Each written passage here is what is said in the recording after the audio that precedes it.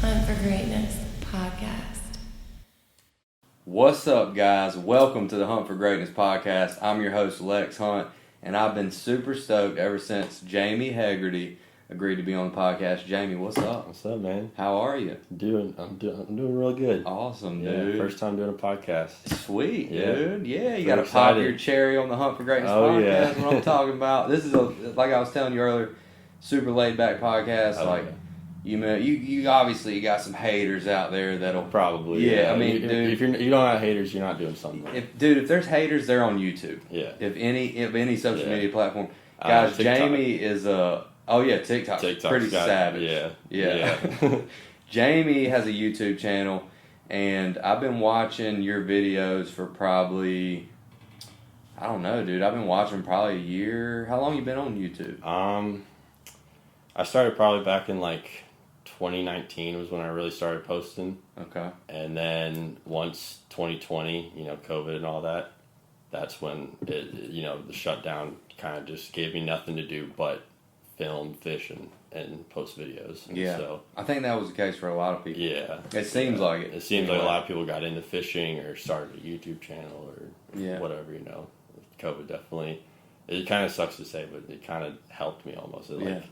It pushed me to do that. Yeah, Gave me forced. time. Yeah, it forced a lot of people to find something to do because Yeah. what are you gonna do? Sit there and twiddle your thumbs? Yeah, exactly. You know what I mean? Yeah, Like, I'm not that type of guy. I know you're not that type of guy. No, You're ready to definitely get up and get after it. Yeah. Yeah, that's the type of people we are. Yeah. You guys go over to Jamie's YouTube. Check his videos out. His videos are absolutely amazing. Let me straighten that up. There we go. His videos are amazing, guys. Go check them out. A lot of fishing videos over there. Go ahead and subscribe. You're dropping new content all the time. Yeah, trying to. Your editing is amazing. Like, Thank it you. makes mine look like a kindergartner made my videos. So that's like a.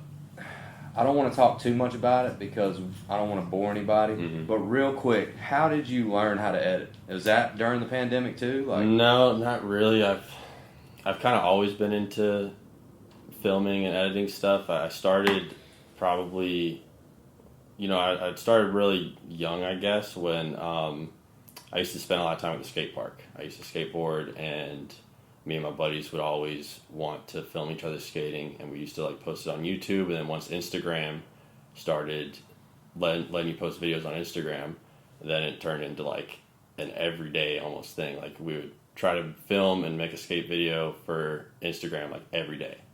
And so that probably helped me with learning how to just edit and stuff. And I used to just be on my phone. I use iMovie, just the app on iMovie. And then I got over onto, I already had an iPad. I didn't get the iPad for editing, but jumped over onto the iPad just because it's easier, it's bigger screen and stuff.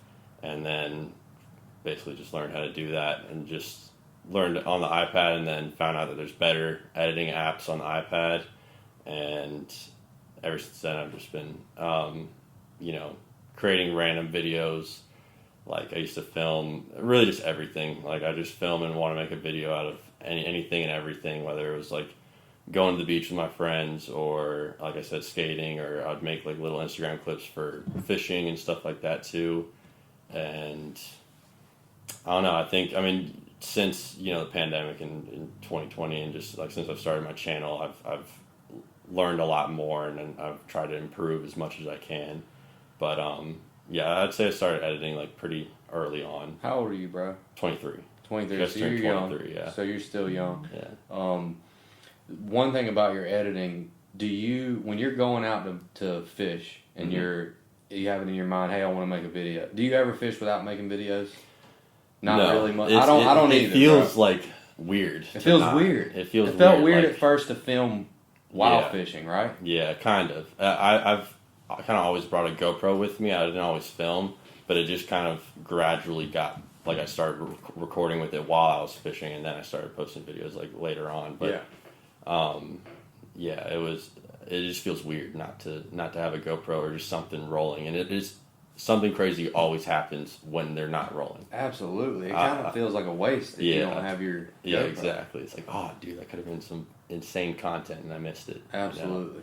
Yeah, So I feel the exact same way. I try to have it on all the time. I do too. I just felt like it, I wanted to know that from you. So when you go out to fish and you're gonna make a video, because when you're fishing you're making videos, in your head, are you visualizing how your video is going to look like as you're going out, when you're going out there? Yeah. I feel like you have to be doing that, the way your videos look. Yeah. I mean, I try to, I get to the ramp, and a lot of people, it's just like you get to the ramp, you prep the boat or whatever, you put it in, you go fish. But for me, it's like I get to the ramp, set up cameras, make sure the cameras are set up right. I would try to get B-roll at the ramp and just try to capture everything to give you as much of a feel, like almost like you're out there fishing with me, or like just so you get the whole story, not just like a jump straight to like fishing almost. I don't know. I try to just, it's definitely something I'm thinking about all the time. It's Mission accomplished, because you do that in Thank your videos. You tell a story very well. Thank you. Yeah, dude. Like that's really, storytelling is an important part to keep people engaged, like with your content, and you do a great job at it. Like I just enjoy videos, bro. That's why I actually come on podcasts, because I'm like, I have other guys on that do YouTube, and we all kind of do it the same way, but you do it different. Oh. Like you have drone shots, and you have like awesome B-roll, and like it does take.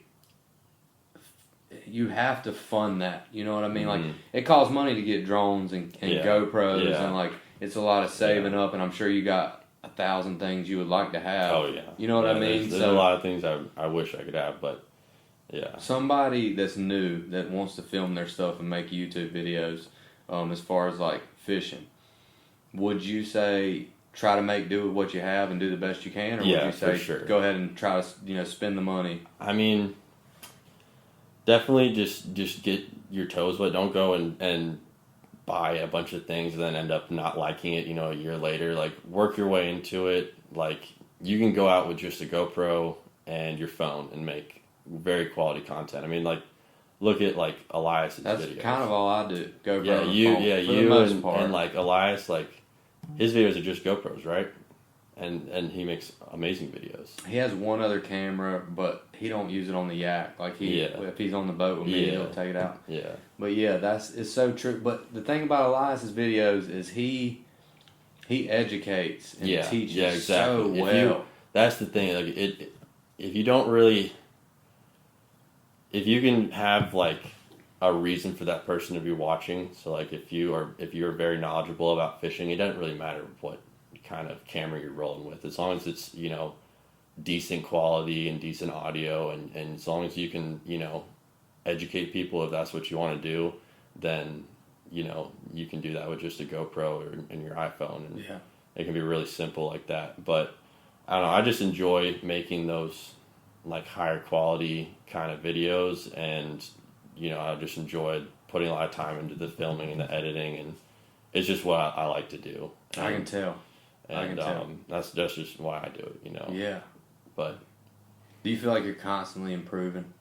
Like you're constantly looking for ways to improve? Yeah, definitely. Do you feel like you're never really satisfied? Yeah, exactly. Every time I post or every time I'm making a video, I'm just like, oh man, I could have done this better, and it's just something to think about for the next time I'm on the water, next time I'm filming. Anybody that's good at anything has that mentality. Yeah. Any comedian, any basketball player or athlete, they all have that mentality of like, all right, what could I have done better? What can I improve on? I just feel like it's important to not ever really be satisfied with where you're at. I think that's why you can watch your progression of your videos. You guys go on Jamie's YouTube, Jamie Hegarty, Hegardy. Ty. Hegarty. Yes. Yeah. Okay, Jamie Hegarty. Search that. Go on. You can see the progression. Oh yeah, if you go all the way to my older videos, I mean, you can see. It started off really, I guess, like amateur. Like I didn't exactly know what I was doing, but I had an idea, and I've just been working harder and harder at it, trying to improve it as much as I can. Well, your channel's grown pretty fast. Yeah, I mean, it's gone up quite a bit. Like 3,000 subscribers. Yeah. I'm almost there at 3,000. I think I should be there by the end of the year. Yeah, let's make it happen fast. Oh yeah, y'all go subscribe. Yeah, it's a grind, bro. Yeah, oh yeah. It's a grind. Yeah, I mean, there's so much competition, and like, there's just, everyone I feel like has a YouTube channel. It's saturated. Yeah, it's very a saturated market. Yeah. It definitely is. So, like, what sets you apart? That's something to think about when exactly. if you want to be successful. YouTube doesn't pay that much money. So, like, if you can incorporate that into your business or use your YouTube. Like, I try to use my YouTube. 3 out of 4 charters that I book are YouTube people. Believe it or not, which is crazy. Wow. Yeah, dude, 3 out of 4. 75% of people that book charters with me say, "Oh, I seen your YouTube." Oh, okay. They'll come out and be like, "Que pasa, amigo?" Or "Que pasa, my fishy amigo?" They'll say stuff like that. And I'm like, "Oh, y'all watch the YouTube. You probably get recognized around town." Yeah. I have a few times. You know what I think has been like a driver to the success probably of our channels is that it's kind of a localized. Yeah. It's not really too many people from all over the world, but yeah, definitely. Especially if you're using like North Carolina, like in the title and stuff. I try not to, expose the spot too much, but I'll at least put like North Carolina, and I feel like that gets like the local crowd kind of looking at it. But that also kind of it limits you to only getting that much, because I feel like someone from,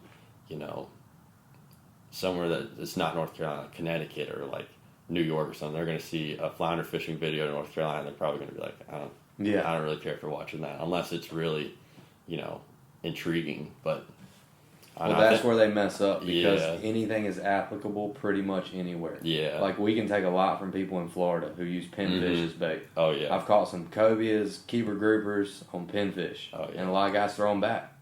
And you don't use a lot of live baits. No, I've started to more. I came from bass fishing, and so I'm just so used to like artificials, and that's just what I like to use. I'm not really into like I'm not a big fan of trolling. If it's good, if you're trolling, then I'll be I'll be happy. But I'm more like, I like to be working a bait, or I just don't like baiting and waiting. But I've learned, since I've been spending more time down here, and my buddies down here, they know how to catch some redfish and stuff, and they've kind of shown me that, baiting and waiting can be fun. There's a time and a place, right? Yeah, exactly, yeah. Yeah, that's very true. Your channel is very cool in that you are using a bunch of live baits, and you're also, one thing that I really like to watch is the Baitcasters. Oh, yeah. Like, dude, use a bunch of Baitcasters. Yeah, dude. It's so cool. Talk to me about the Baitcasters. I know you come from bass fishing. Yeah. Raleigh, North Carolina. Yeah, Raleigh, Falls Lake area. You grew up, catching bass. Yeah. So you kind of translated that. Yeah, I started, I've started bass fishing. That was like what I got into when I was younger, and I just have a bunch of bait casting rods, and I know there are people that use bait casters pretty frequently in saltwater, but it's not too common. Like, you don't see it all the time. And I don't know, like when I'm fishing something like a jerk bait for trout or something, I just fish it the same way that I'm fishing for bass. And I've learned, how to keep bass pinned on the hook well, because with jerk baits and really a lot of treble hook baits, they come off real easy. And if they're shaking their heads, especially with jerk baits, because they have like little tiny light wire hooks, but you want that because when they eat it, they normally eat it on the paws, and so you want, since you're not setting the hook on them, you don't really know that they've eaten it until you go to twitch it again. You want like light wire, sticky hooks that are gonna get in the fish without you having to set the hook, and so you have to have the right rod. You have to play with your drag a lot and be careful with them, and I use spinning rods for most of the stuff in saltwater. So like if I'm fishing a jig head with like a Z-Man bait on it, I'm using a spinning rod. But depending on the baits, like I've been experimenting with different like baits for trout and stuff too, like throwing big swim baits, and like I have that one big swim bait video with for reds by the dock. So fire! We're gonna link it in the description. That's my favorite video. Jamie has. And I was just using a Baitcaster there because I don't really have a spinning rod that can handle those bigger glide baits and the soft plastic baits that I was using. But I don't know. I'm just used to throwing a Baitcaster. There's some benefits with it, like you can kind of control how much line comes off with just your thumb, whereas with like a spinning rod, you cast it, you have to like grab the line, or you have to like know when to close the bail and stuff like that. you can kind of be a little bit more accurate with your casts and kind of like your presentations and stuff when you're fishing a baitcaster, I guess. Yeah. And I don't know, I've just been fishing them for years now, and I've just gotten used to it with bass fishing. And I try not to take like my super expensive baitcasting stuff into the salt, just because I don't want it to corrode or get damaged or anything. But yeah, I don't know. I like it in certain applications. I think it can be probably a little bit. It can be beneficial in certain places. Dude, your hook set is phenomenal. Thank you. You set the shit out of that hook. Yeah. And I love that part. I love how you have a camera set up where you can see your whole body. Yeah. Dude, it's fire, dude. Yeah, I love having that second angle because it just gives you a way better perspective of not only what's going on, but that hook set shot, that's like my favorite shot. It's such a cool shot. Yeah. So like setting the hook with a baitcaster, it just looks different. Yeah, it is a little different because when I set the hook with a spinning rod, I kind of go over my head like that, and then sometimes I go off to the side or something. I try to go over the head, but with a baitcaster, I kind of go over my shoulder. You know? Yeah, y'all boys shoot from the hip with them baitcasters, dude. Yeah. It's just such a sick hook set.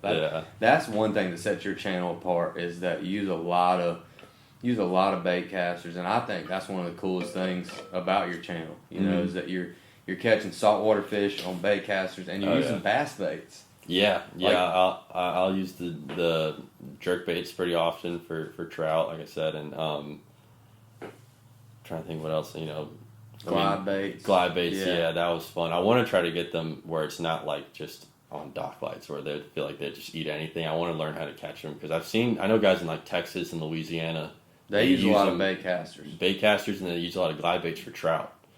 Like big trout, gator trout down there, and so I feel like they should eat them up here too. But you see that? You see how you took from Louisiana? Yeah. And you're gonna apply it, and it's applicable in North Carolina. Yeah. That's where people mess up when they're from New York and they're looking at flounder fish, and it's called a fluke up there. It's the same fish. Yeah. So like you can apply these things in different areas. Like some stuff doesn't translate well. Yeah. But from the guys in Louisiana who wade fish for trout, like if you could find somewhere around here to do that would be so sick. Like on a big flat, if you could wade out, that would be a killer video, dude.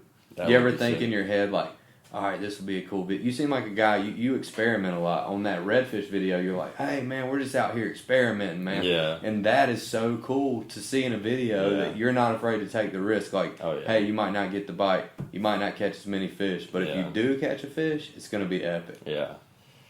Yeah, I mean, that night, that night was so crazy with the dock lights.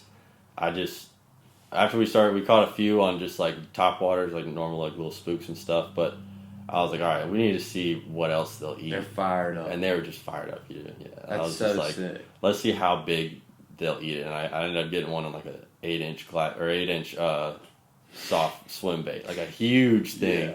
And I'm just like, geez. And I think I had a 10-inch version of that same bait, that same soft bait, and I was thinking about trying it, but I either just didn't or I didn't want to. I don't know. Fish will eat way bigger baits than you think. Yeah. Like a smaller fish will eat a big bait. Yeah. I've caught so many little trout on like big top waters. Yeah, like, dude, what are you doing, insane. Bro? Yeah, I've been throwing giant swim baits for bass, like 8-10-inch swim baits, like giant ones, and I've caught like 12-inch bass. Yeah. What are you doing? I've caught tons of little bass on like average size jerk baits, which are, half the size of them. I'm just like. So yeah, that's a really cool thing you do on your channel. It's like you translated your bass. First of all, let me say this: bass fishermen are usually, for the most part, they are the most knowledgeable fishermen on the planet. Everything we get saltwater has been adapted from bass fishermen. Yeah. Like you can go, God, I can't think of the name of the channel.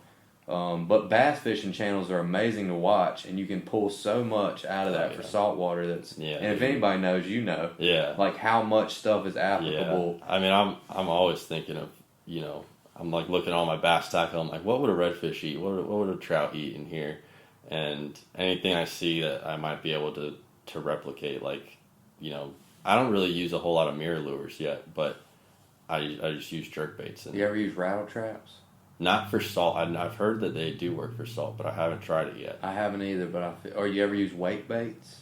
I have heard that too, and I've tried it a few times, but I just haven't. I've heard redfish will eat wake baits. Yeah, wake baits, rattle traps, square bill crankbaits I've heard too. Yeah. What do you think the best, or not the best, but what do you think are some of the best bass baits to use in the saltwater? What's your favorite ones to use as far as bass bait goes? I know you mentioned some of them. Yeah, I know I like the jerk bait, but that's kind of, I think that's been kind of a thing for saltwater for a while too. But it originated bass fishing. Yeah, I think so, yeah. So yeah, I like the jerk bait a lot for trout. And what kind of jerk bait do you like? The Mega Bass Vision 110 is my favorite. Damn, you're dropping secrets on the podcast, boy. I mean, yeah, kind of. It's all over my YouTube channel. What is it called? So the Mega Bass Vision 110. Mega Bass Vision 110. Yeah, it's How big is that? It's only, average size, like 3 or 4 inches, whatever. Yeah, you just like the action of it? I don't know. I mean, I've tried other jerk baits and they work too. I just like it for bass especially, but I probably won't be using it too much in saltwater because they're pretty expensive. $25 per bait. Yeah, it's.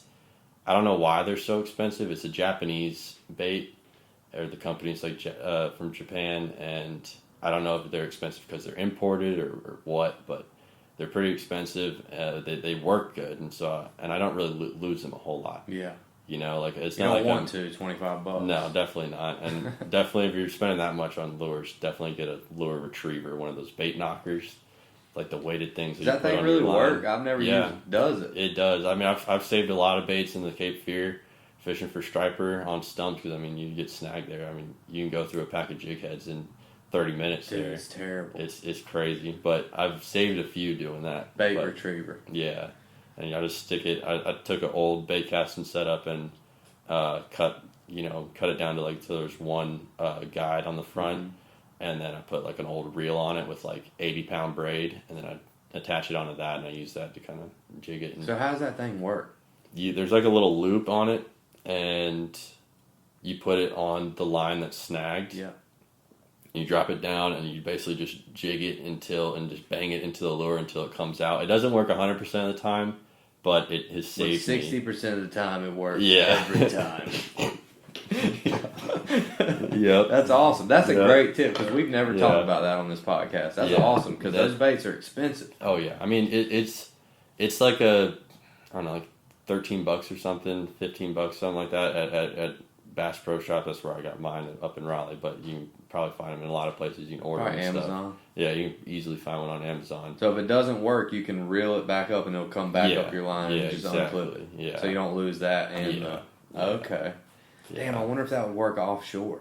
It might. You need a lot of line, but I'm sure it would if you had enough line for it. God, that's a pro tip right there, dude. You just dropped a pro tip on the pod, Yeah, bro. I mean, I've saved probably hundreds of dollars with it just over the last few years of using it, and deep diving crankbaits for bass. Like I've those are like $10, $15 for bait, and I've saved like probably $1 million. Maybe not a million, but I've probably saved like 30 or 40 of those, and those are like $10, $15 each, and so that's awesome. You make your money back real quick with that thing. I'm about to buy one It's right a great now. investment, yeah. Dude, yes, that's a great investment. That's so helpful, and if you're not getting snagged, you're not on the structure most of the time, and the fish orient to that structure. Yeah. So if I feel like if I'm not getting snagged, I'm probably not catching fish for the most part. I do a lot of live bait fishing, but I also will use some artificials as well. Yeah. What about as far as glide baits? What's your favorite bass glide bait to use in the salt? I haven't really dialed it in because that was really the only night that I've ever. What was that? It looked like a little rainbow trout. It was supposed to be a rainbow trout. It was the River to Sea S Waver glide bait. It was the 168 size. They also have like a, I don't remember what the bigger size is actually called. It's like 180 or something. 200 was a 200. That was a big one. Yeah, the one I was using was like 6.5 inches, and the big one's 8. They have a bigger version that's like 8 inches. How much does that cost, bro? Those ones are cheaper. That's River to Sea. I mean, that's what makes like the Whopper Plopper and stuff. So it's a little bit more mass produced. But for big swim baits, I mean, they have some guys that make custom ones that go for like $300 or $400 per bait. I haven't. spent that much. I've spent probably like 200. It's like the most I've spent on a God, bait. that's crazy. Yeah. What kind of treble hooks you switch them out with? Um, Depends on the bait, I guess. Yeah, it depends on the bait. The River Sea ones, they have a pretty good hook on them out of the package. But I normally try to go with like an owner hook. Like a stinger? Yeah, like an owner stinger hook. Okay, I like the stingers. Real sticky. Yeah. So you want something real sticky. Sticky, yeah. And if I'm going for bass, I like to have a little bit of a lighter wire. I think it's the owner. I can't remember the name, but it's Why? Why is that? Why do you want a lighter wire? lighter wire because it gets them. They get hooked easier. Okay. You know, you don't have to set the hook into them as much. So, obviously, don't go like super light to where it's breaking the hooks. But, you know, I try to just stay away from like the really big, beefy ones for bass. But for saltwater, you know, you could get into some bigger fish, some harder fighting fish. So, I like to go with a little bit of the beefier ones with saltwater. I think, yeah. Yeah, like saltwater, you want a beefier hook, but you don't want it to like impede on the action of the bait. With the current and everything too. Yeah, exactly. Yeah. Like working a bait, you're not dealing with current bass fishing. Not all the time. Sometimes in certain situations. Yeah, but yeah. Now but mostly like not. saltwater, it's like all the time. Around here, you're dealing with tidal area. Yeah. There's always going to be current. Yeah. So did you have to adapt the way that you work a bait as far as like through the current? Kind of. Okay, how did you do that? How did you figure that out? I don't know. I've kind of feeling it, just watching the bait. You know, just making sure that you don't have slack in your line, and if you need to hold your rod tip higher so there's not as much line in the water to create such a bend, that can help too. And I don't know. I don't really remember it being like a challenge to kind of learn with the current. I like to look for current more because like any type of current with bass fishing is normally pretty good. Like if there's like a river feeding a pond or something, or if there's you know, if you're fishing by like a dam. I used to do a lot of bass fishing. Actually, I started bass fishing on a river. I was fishing the Neuse River up in Raleigh, where it comes out of Falls Lake. That's where I really started fishing for bass and started fishing in general. And so I kind of started with current. So maybe that's what it is. I just didn't really have to. I didn't really have to think about it because that's just kind of how I started, was fishing around current and look for, you know, slack water like eddies and stuff and current breaks and stuff like that. And you do this. You know? You apply that saltwater as well. Yeah. Because that's kind of where your fish hang out. Yeah, exactly. Yeah. And I think the saltwater fish, they like the current a little bit more than the bass. I think the bass will be normally in like the more slack water, where I think the saltwater fish will be a little bit more in the current. Yeah. Like those reds hang out in current. Yeah. That's where they're chilling. Yeah. And the trout too, I think. Yeah. That's very interesting, like for anybody who saltwater fishes, to think about, you know, your channel, and you've done so many bass fishing techniques. All right, as far as like braid, when you're working, what size braid do you put on your baitcasters for the most part to saltwater fish? For saltwater, I mean, probably like on my jerk baits, I just go straight fluorocarbon because that's just what I use for bass, and so I just go straight fluorocarbon, no braid on that. And normally it's like for saltwater, I like to have like 14. And I have all my baitcasters have like different size lines and different size, you know, different gear ratios and stuff. And so I have a lot to choose from. For bass fishing with the jerkbait, I normally like 10 or 12 pound line. But when I go to saltwater for trout or reds or something, I normally like to switch to like 15, 20 pound line.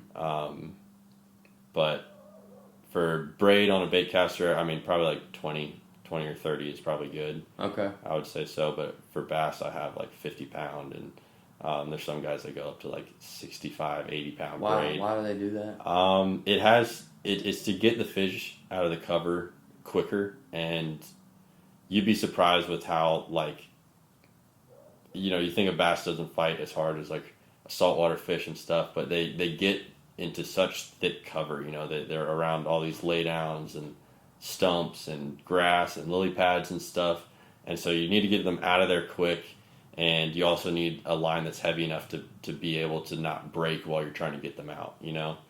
And interesting. Yeah. But you keep it like 20 pound. For inshore, I'd say like 20 pound is probably good. It's about, I use like 15 or 20 on my spinning rods. So normally like, 20 pound, 30 pounds. About the same as your spinning rod. Exactly, Okay, all right. That's because when you're working an artificial through current, the thicker that your braid is, the more impact it has on that lure. So you kind of want to use the lightest braid you can, or the heaviest braid you can, and still get the right action on your artificial. Yeah, exactly. Yeah, that's cool for me to be able to pick your brain about artificial fishing, because that's pretty much all you do for the most part. Yeah, I try to do it. I just like that more. Well, there's nothing more rewarding than tricking a fish and eating something that's not even a fish. Yeah, exactly. Yeah. Like you said, there's a time and a place if you want to chunk baits and use live baits. Yeah. And if you're not getting a bite on artificial, like having a backup plan. Yeah. Not being too prideful to be like, you got some guys, they're only going on flat skiffs and they're only throwing flies. Yeah. You do any fly fishing? I just posted a video about fly fishing for bass, but I haven't. I saw that. It was awesome. Thank you. Yeah. Thank you. I haven't gotten into inshore yet. I want to. I need to get a bigger rod, a heavier setup. But have you done a video about like using bass baits to catch saltwater fish? I know you've done. Not yet. I know you've done videos where you do that. Yeah. But like if you had a video dedicated to, hey, these baits work in salt as well, you'd be the perfect guy to do that. Yeah, I haven't done it yet, but that's definitely an idea. Like baitcasters and bass baits for saltwater monsters, or you know what I mean, something like that. Like you'd be the perfect guy to do that because you're a good bass fisherman. Yeah. So thank you. Yeah, dude. I that's definitely a good idea. I'll definitely have to. Oh, you crush keep it, that dude. Bookmarked. And you experiment all the time, so like doing videos like experimenting with bass baits for saltwater fish, and you're just slaying them. Yeah, dude. Yeah, that'd be fun. I'll definitely need to do that yet, or I'll definitely need to do that eventually. That'd be fire, dude. Yeah, that'd be fire. So I like the way this podcast went, so I'm not even gonna look at my notes. Okay. I think you crushed it. I think that talking about how, I don't know why I didn't think of this before we started talking, but talking about how, bass baits apply in salt water. Yeah. Do you think that there's anything important for somebody? Say I'm just a bass fisherman. I want to go to the coast and get on a boat. Yeah. What's a big help? Like if I want to catch saltwater fish as a bass fisherman, what do you think the biggest difference is as far as what do you need to adjust going from freshwater to saltwater? If you're throwing artificial baits. What's the biggest adjustment you think that you had to make? Definitely up your leader. Because if you're fishing around docks, I've been broken off by redfish, and it's not fun. So definitely up the leaders for tying onto your braid and stuff. So that and don't be afraid to use live bait or cut bait. But if you really want to do artificials, I like getting up early and fishing top waters. That's always the best time for doing that, and then stick around the current.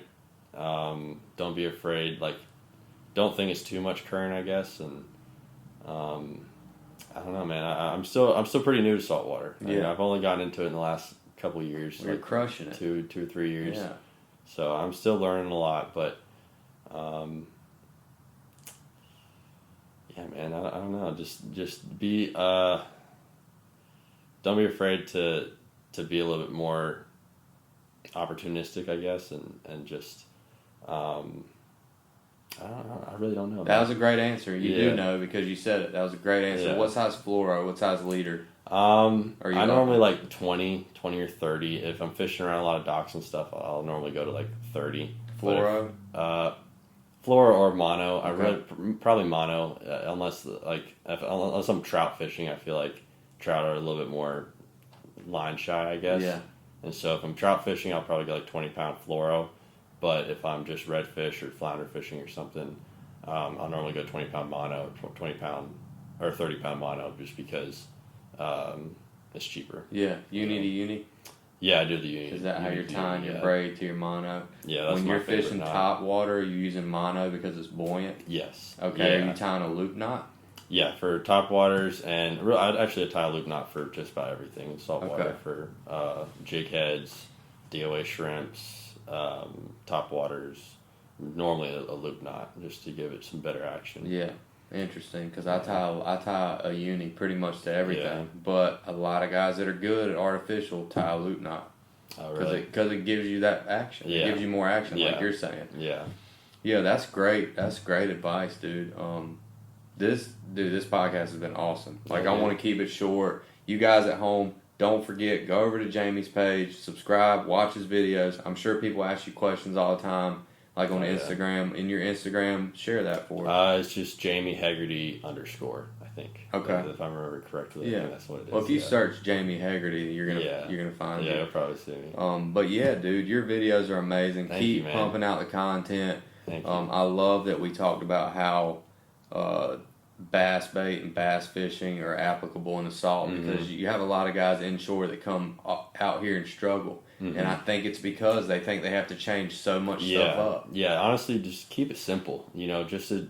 With bass fishing, I have probably 15 different setups, and they're all for different types of baits and different styles. And I'll have a Texas rig, a crankbait, jerkbait, topwater, a frog, and stuff. All this stuff tied on for bass. But with saltwater, I normally just stick to a jig head, a topwater if it's the right season for topwater, and something for live bait. Yeah. And then maybe a shrimp or something. Yeah, Shrimp something bait. to kind of cover your water columns. Yeah. Like have something Yeah. lower, middle, and top. Yeah, and then you can play around with the colors for your soft plastics and stuff. But, I normally just like to stick with, a jig head, topwater, some type of shrimp bait, and a bait ready for live bait. Fire. Yeah. Love it, Keep dude. it simple. Jamie Hegarty, thank you so much Yeah, for taking dude, thanks time for having out, me. coming on podcast. I'd love to have you come back, and we'll think of something that me and you want to talk about. Yeah, and we'll talk about it. But I love that we took what we talked about today. That's going to be so fire, and I'm going to be looking for a video of you using only bass baits. Okay, yeah. It'd be cool. Like, I'll hey, look into that. look, I'm only bringing bass baits, no saltwater Yeah. baits today, and we're going to catch fish. So All right, you got yeah. the confidence, you got the skill. Yeah. You got it, bro. Yeah, man. I'll give it a shot. I'll definitely keep that in mind for when I'm struggling for content. I'm gonna do that soon. That's actually. awesome. That's a really good idea. Oh, you're the perfect guy to do it. You Yeah. guys, thank you so much for watching the podcast. Jamie, thank you again. You guys, don't forget, hit the subscribe button, hit the like button, or hit the dislike button, because any reaction is better ton no reaction. I know we got some haters out there. Oh, yeah. You did a great job. Thank you guys for watching. We love you. See you next time. Hunt for Greatness podcast.